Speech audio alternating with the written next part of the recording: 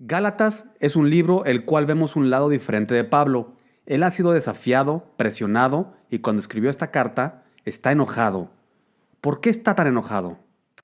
Pablo escribió esta carta al final de su primer viaje misionero, en donde su enfoque principal fue el sur de Galacia.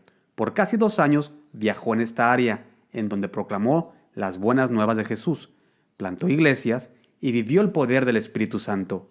Este viaje misionero marcó el principio de una transición grande de la iglesia. Por primera vez, muchos gentiles se hicieron seguidores de Jesús. Pero a pesar de su éxito, Pablo enfrentó persecución, incluyendo un momento en el que fue apedrado públicamente. Hasta pensaron que estaba muerto. Pero esa no era la razón por la que Pablo estaba enojado. Estaba enojado porque un grupo de falsos maestros que fueron después de él arruinaron el arduo trabajo que había hecho. Estaban desviando a las iglesias de la región de Galacia. Entonces, ¿quién eran estos falsos maestros y qué estaban enseñando? Para comprender mejor la situación, echemos un vistazo a la relación estrecha y compleja entre el cristianismo y el judaísmo y su perspectiva de los que conocemos como gentiles. En el siglo I, el judaísmo veía a los gentiles como impuros y el contacto con ellos era inaceptable. Por esta razón, los judíos mantenían distancia con ellos para no contaminarse. Sin embargo, había un camino para los gentiles que reconocían al Dios de Israel y querían adorarlo, pero no era fácil. Estos gentiles tenían que convertirse completamente al estilo de vida judío. ¿Qué significaba esto? Ellos necesitaban primero ser bautizados, después los hombres tenían que circuncidarse y después tenían que seguir las leyes de Moisés, especialmente las leyes de comida y festivales. Estos requerimientos eran demasiado para muchos gentiles, por lo que muy pocos se convertían al judaísmo. Algunos gentiles tomaban un atajo, reconocían al Dios de Israel, eran bautizados, pero no se circuncidaban. Estos gentiles eran llamados temerosos de Dios, y aunque iban a las sinagogas y eran simpatizantes de los judíos, desde la perspectiva judía, ellos seguían siendo impuros. Todo eso cambió con Jesús. Después de su muerte y resurrección, los discípulos de Jesús fueron empoderados por el Espíritu Santo para proclamar su mensaje con valentía a toda persona a su alrededor. Ellos entendieron que Jesús era el Mesías y el Salvador prometido de Israel, y Él era a quien todo el Antiguo Testamento señalaba. Jesús los liberó de la carga de seguir los sacrificios y las obras ceremoniales de la ley y del Antiguo Testamento. Lo único requerido para reconciliarse con Dios era la fe en Jesús. Los primeros cristianos eran judíos y solo pensaron en proclamar las buenas noticias de su Mesías con otros judíos. Después de todo, ellos estaban esperando su Mesías desde mucho tiempo atrás. A través de la predicación de las buenas noticias acerca de Jesús, muchos judíos se convencieron que Jesús era el Mesías y se hicieron cristianos.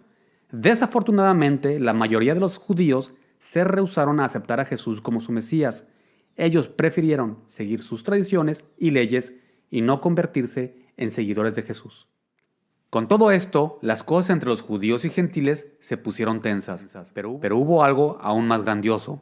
Dios llamó a los cristianos a hacer algo de valentía y en contra de la cultura, llevar las buenas noticias de Jesús a los gentiles. Así como ellos se levantaron en fe y obediencia, muchos gentiles se hicieron seguidores de Jesús y se unieron a la comunidad de creyentes. Al paso del tiempo, muchos creyeron que los gentiles sobrepasaron el número de los judíos creyentes en la iglesia. Mientras más gentiles se hacían cristianos, algunos judíos cristianos se enojaban. Incluso, después de convertirse en seguidores de Cristo, ellos mantenían la tradición de alejarse de los gentiles.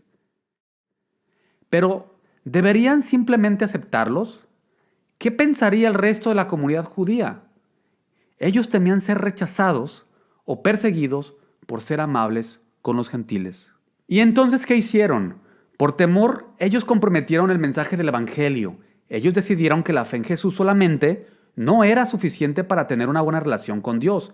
Ellos enseñaban que la justicia delante de Dios era ganada a través de la fe en Jesús, más hacer las obras de la ley.